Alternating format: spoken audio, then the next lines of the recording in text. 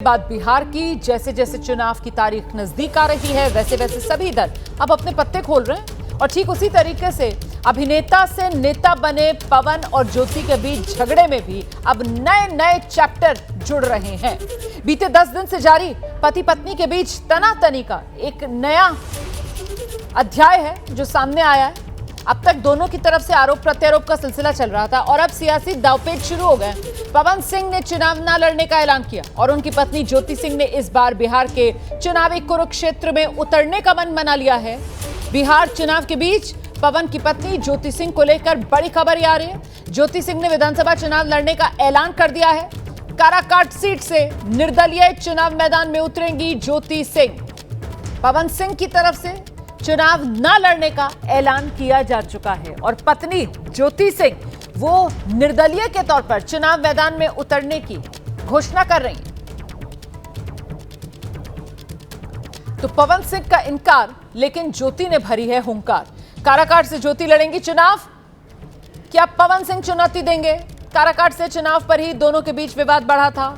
क्या आप अपनी मां को मैदान में उतार देंगे पवन सिंह? ये बड़ा सवाल है। क्या काराकाट में सास और बहू के बीच टक्कर होने जा रही है? क्या चुनाव के बाद पवन को एमएलसी बनाने की बीजेपी की रणनीति है? आखिर पवन सिंह ने खुद चुनाव लड़ने से मना क्यों किया? हालांकि पवन सिंह की तरफ से साफ कर दिया गया था, पार्टी के सिपाही हैं, पार्टी के लिए हर काम करेंगे। चुनाव ना लड़ने की बात कहकर क्या पवन सिंह की तरफ से बड़ा दांव खेला गया है? पत्नी के सामने चुनावी मैदान में मुकाबले में ना उतरने की एक कोई रणनीति है क्या? और क्या ज्योति सिंह के सामने पवन सिंह की मां मतलब ज्योति सिंह की सास चुनाव मैदान में उतरने जा रही हैं? तो पति पत्नी का ये जो झगड़ा है, इस पर भोजपुरी अभिनेत्री है स्मृति सिन्हा, उनका एक बयान सामने आया है। स्मृति सिन्हा कह रही हैं इस विवाद से पवन की छवि ज्यादा खराब हुई, इसके लिए पवन सिंह खुद जिम्मेदार है। आप खुद एक सुपरस्टार हैं, तो मेरा एक सवाल एक और भोजपुरी सुपरस्टार को लेकर है। बहुत विवाद चल रहा है, पवन सिंह की मैं बात कर रही हूँ। उनकी वाइफ ने रिसेंटली एक पोस्ट किया था कि मुझसे बड़ी अभागन कौन होगी जो इस तरह करवा चौथ मना रही है। उस पर आपका क्या रिएक्शन? फ्रैंकली स्पीकिंग मैंने वो पोस्ट देखा नहीं है, लेकिन हाँ जो एक विवाद चल रहा है वो ऐसी न्यूज़ वगैरह के ही माध्यम से मेरे तक भी पहुंचा है। और इसमें मैं सिर्फ यही कहना चाहूँगी, देखो यार, हर किसी को आज के डेट में पता है पति पत्नी का झंझट है, उनके आपस का कुछ वो है, उसमें मैं कौन होती हूँ कुछ बोलने वाली? सीधी सी बात है कि घर का अपना जो घर के अंदर का जो झगड़ा होता है उसमें कोई तीसरा अगर बोलेगा तो वो मूर्ख है। एक अभिनेत्री के लिए भी ये बहुत डिफ़िकल्ट होता है कि आप किसी भी रूमर का शिकार बनती हैं।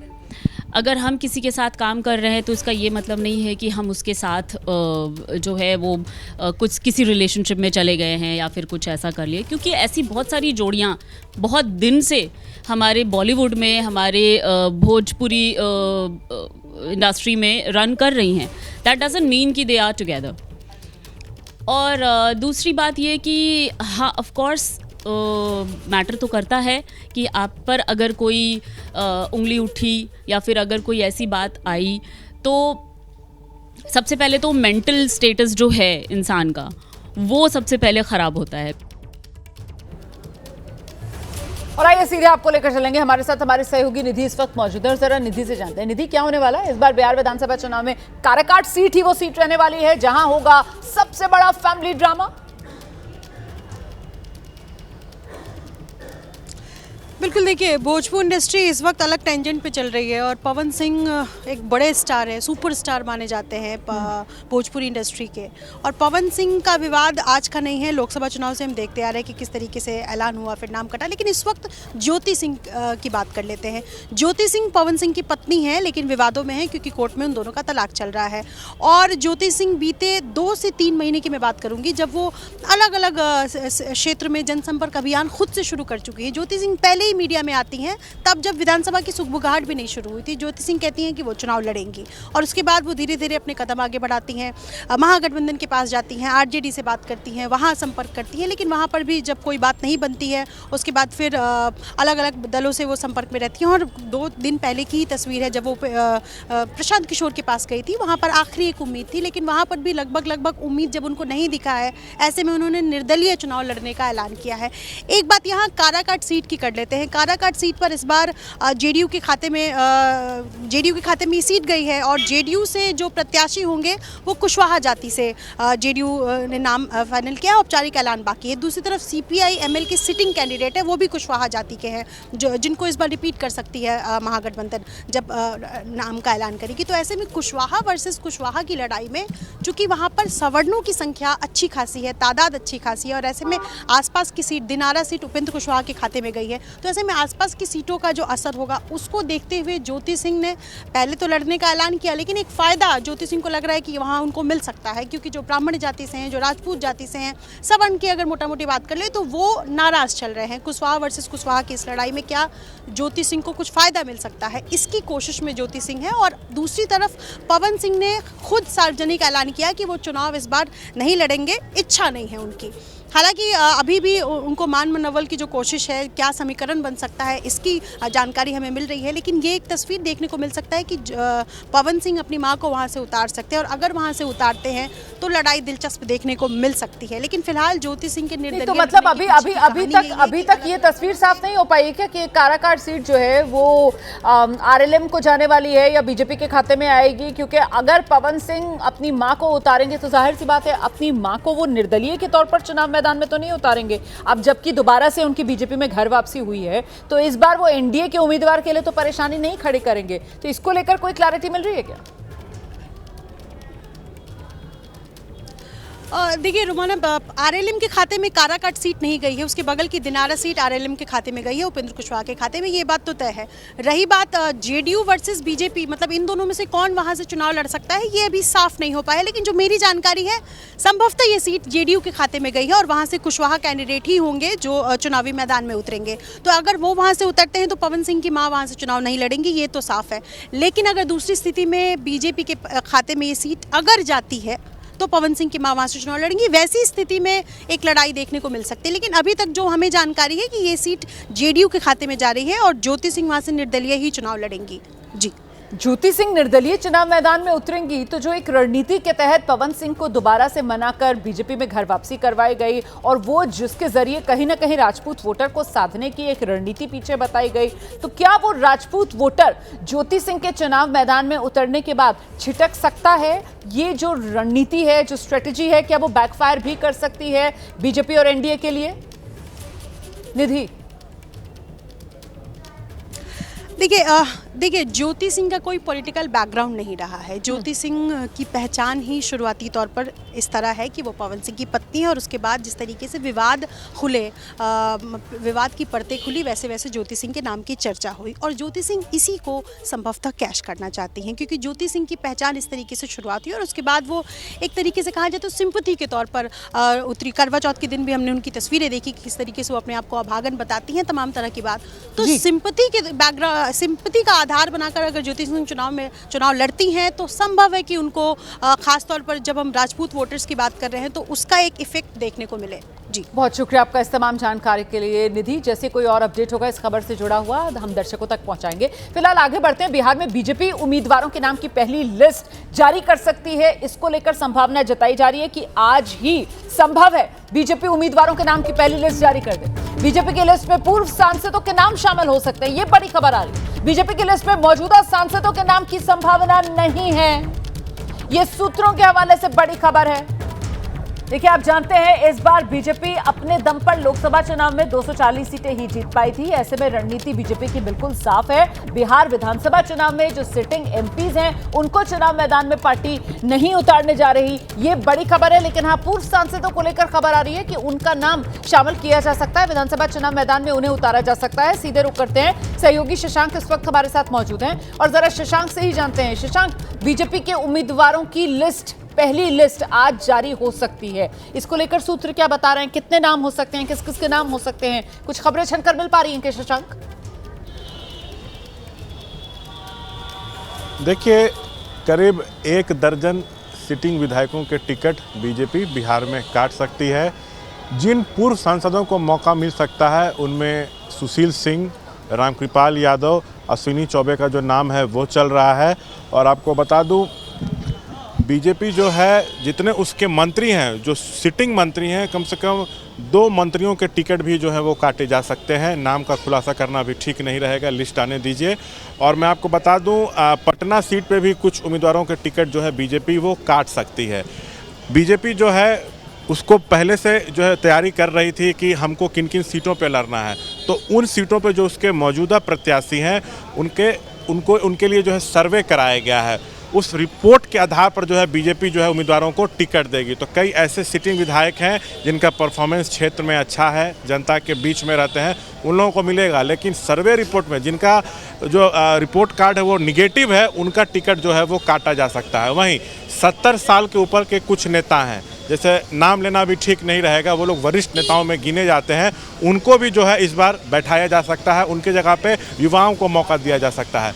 बीजेपी की जो लिस्ट आनी है वो कुछ इस तरह से होगी कि उसमें अनुभवी नेता भी रहेंगे और कुछ चौंकाने वाले युवा नाम भी रहेंगे। तो हमको शाम 5 से 6 बजे का इंतज़ार करना चाहिए। उस समय बीजेपी की पहले चरण की जो सूची है वो आ सकती है।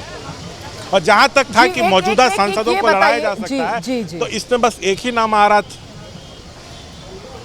जो एक चर्चा थी कि मौजूदा सांसदों को भी लड़ाया जा सकता है। तो इसमें बस एक नाम आ रहा था नित्यानंद राय का, कि उनको राघोपुर से तेजस्वी प्रसाद यादव के खिलाफ लड़ाया जा सकता है। लेकिन नित्यानंद राय विधानसभा चुनाव नहीं लड़ेंगे, ऐसा हमारे सोर्सेस कंफर्म कर रहे हैं। और किसी भी सिटिंग सांसद को चुनाव लड़ाने की चर्चा पहले भी नहीं थी। अच्छा, आपने वो 70 साल वाला एक जो यहाँ पर बताया कि ये एक राइडर लगाया जा सकता है, तो इसी के आधार पर शायद वो लोकसभा वाला टिकट भी जो अश्विनी चौबे का काटा गया था, और इस बार विधानसभा चुनाव में आप ये बता रहे हैं कि उनका नाम भी दौड़ में है, उम्मीदवारों की लिस्ट में उनका नाम भी हो सकता है। तो इसको लेकर जो रणनीति है, क्या उसमें कुछ विरोधाभास भी सामने निकल कर आ रहा है? इस पर जवाब दीजिएगा। और एक और बात शशांक, जो पहले कही जा रही थी कि MLCs को उतारेगी इस बार बीजेपी चुनाव मैदान में, वो MLC जो मंत्री हैं नीतीश सरकार में, उनको चुनाव मैदान में उतारा जाएगा, तो क्या उनके नाम भी इस लिस्ट में शामिल होने जा रहे हैं? इस पर हम आगे शशांक से बात करेंगे। लेकिन बीजेपी की जो पहली लिस्ट है उस पर कितने नाम होंगे, किस किस के नाम होंगे, इसी को लेकर अब इंतजार किया जा रहा है। और उससे पहले यह तय हो गया है कि एनडीए में कौन सी पार्टी कितनी सीट पर चुनाव लड़ने जा रही है। आप जानते ही हैं बीजेपी और जेडीयू दोनों 101 सीट पर चुनाव मैदान में उतरने जा रहे हैं। मतलब एनडीए में अब ना कोई बड़ा भाई ना कोई छोटा भाई, बीजेपी और जेडीयू दोनों जुड़वा भाई की तरह बराबर सीटों की संख्या पर चुनाव मैदान में ताल ठोकने की तैयारी में है। एलजेपी रामविलास चिराग पासवान की पार्टी को 29 सीटें दी गई हैं। चिराग पासवान की तरफ से दावा पहले 40 का किया गया था और उसके बाद 36 से कम मंजूर नहीं, इस तरीके की तमाम दलीलें दी गई थी। लेकिन आखिरकार चिराग पासवान मान गए हैं। 29 सीटों पर चिराग पासवान की पार्टी के उम्मीदवार चुनाव मैदान में उतरने जा रहे हैं। आरएलएम और हम उपेंद्र कुशवाहा और जीतन राम मांझी की पार्टी के खाते में 6 सीटें गई हैं गठबंधन के भीतर चुनाव लड़ने के लिए। तो ये है वो सीट ब्रेकअप, या फिर आप कह लीजिए इसको सीट शेयरिंग फॉर्मूला जो एनडीए में तय पाया गया है। इसको लेकर साफ तौर पर नेताओं की तरफ से कहा जा रहा है कि मन मुताबिक नहीं मिला, इसको लेकर दुख है लेकिन नाराजगी नहीं। सीटों का समझौता हो गया है, सीटों का समझौता हो गया है। एनडीए पूरी तरह कंफर्टेबल है। अब आगे सब लोग चर्चा करके कहाँ से कौन प्रत्याशी होगा, कौन पार्टी लड़ेगी, इसको भी जल्द क्लियर करें। एनडीए गठबंधन ने अपना सीट शेयरिंग की घोषणा कर दी है। मैं बहुत पहले से कह रहा था कि हम 5 पांडव चट्टानी एकता के साथ बिहार विधानसभा के चुनाव में जाएंगे, और सबसे पहले हम लोगों ने सीट शेयरिंग की घोषणा की, और अब हम लोग जो है आज शाम से उम्मीदवार की घोषणा शुरू करेंगे। तो एनडीए में सीट बंटवारे के बाद जीतन राम मांझी का बयान भी सामने आ गया है। जीतन राम मांझी कह रहे हैं कि सीट बंटवारे को लेकर कोई नाराजगी नहीं है। हमने 15 सीटों की मांग की थी, लेकिन अब मिली हमें 6 सीटें हैं। कम सीटें मिलने की, मन मुताबिक सीटें ना मिलने को लेकर मन में कसक जरूर है, दुख है, लेकिन इसको लेकर कोई नाराजगी नहीं है, ये मांझी की तरफ से कहा जा रहा है। एनडीए को मजबूत करेंगे, एनडीए की मजबूती के लिए ही हम मिलकर काम करेंगे। सुनिए मांझी का बयान। अभी कहा है आपके पार्टनर से कि हम जिस जाति से आते हैं वो हर वक्त कुछ भी कठिनाई होती है, कुछ भी कमी होती है, उसमें वो जीना सीखा है। और हमारे साथ इसका उदाहरण भी है, एक जातीय संस्कार है और दूसरा लोकसभा का चुनाव भी सामने है कि जहां 2 लोकसभा का सीट कहा गया था और फिर कहा गया था कि एक राज्यसभा का सीट देंगे, लेकिन मिला 1 लोकसभा का सीट। हम संतुष्ट हुए, कहीं कोई मुंह नहीं फटफटाए।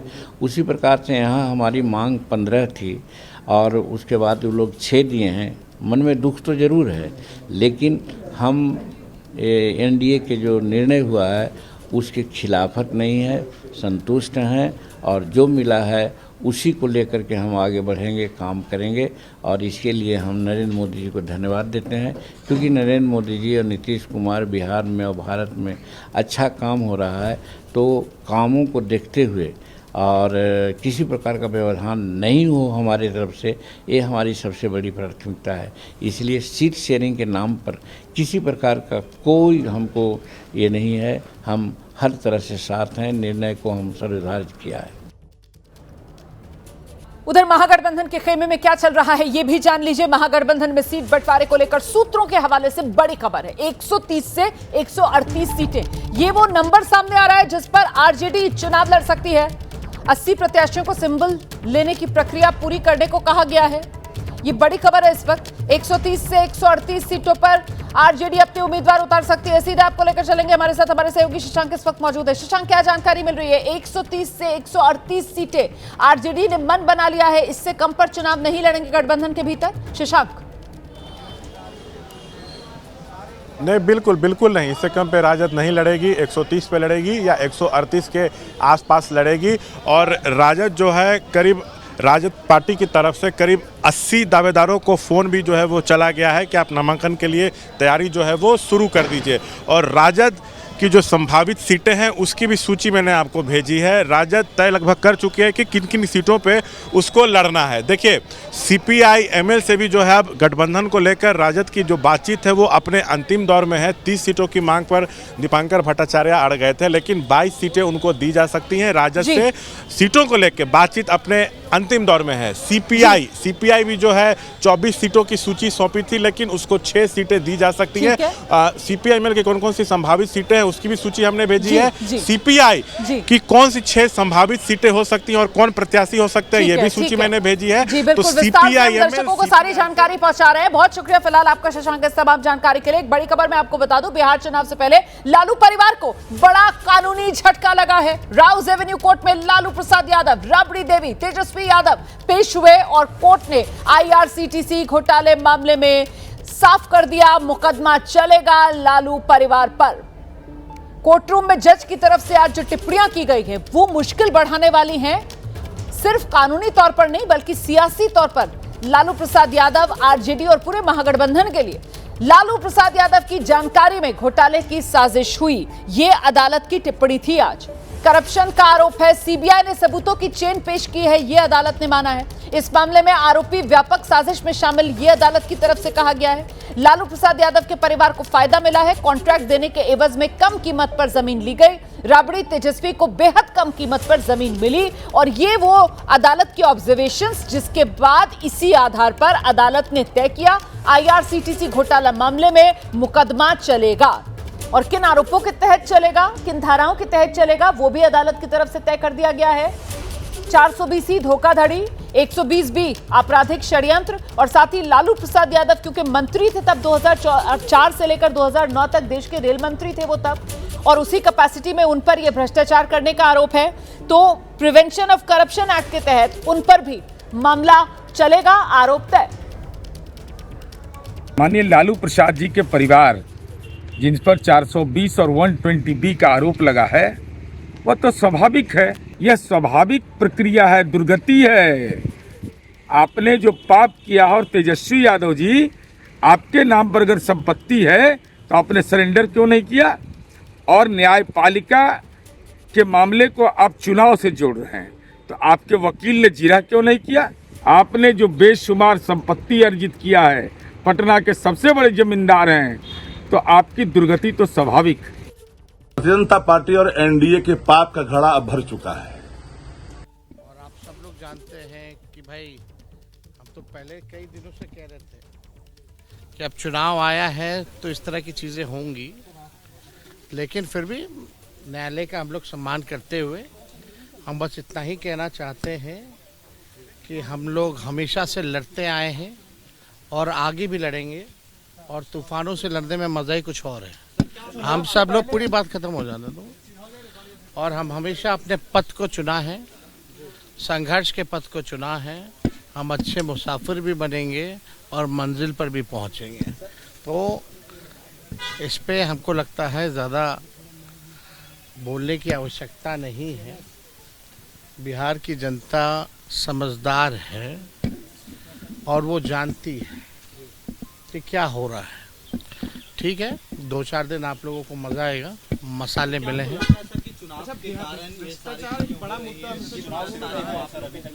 देखिए, शुरू से ही पॉलिटिकल वेंडेटा, जिस व्यक्ति ने 90,000 करोड़ का मुनाफा रेलवे को दिया, हर बजट में किराया कम किया, ऐतिहासिक रेलवे मंत्री के रूप से जाने गए, हार्वर्ड एनसीआर से लेकर के आईएम के बच्चे लालू जी से पढ़ने आए, मैनेजमेंट गुरु के नाम से जाना गया। तो बिहार के लोग जानते हैं, देश के लोग जानते हैं कि सच्चाई क्या है। जब तक भाजपा रहेगी और मेरा उम्र रहेगा, हम भाजपा से लड़ते रहेंगे।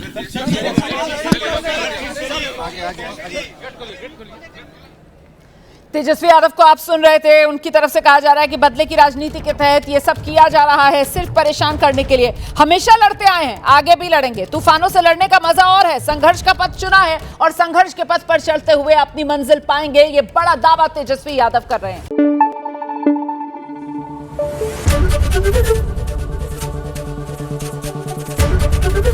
एबीपी न्यूज आपको रखे आगे।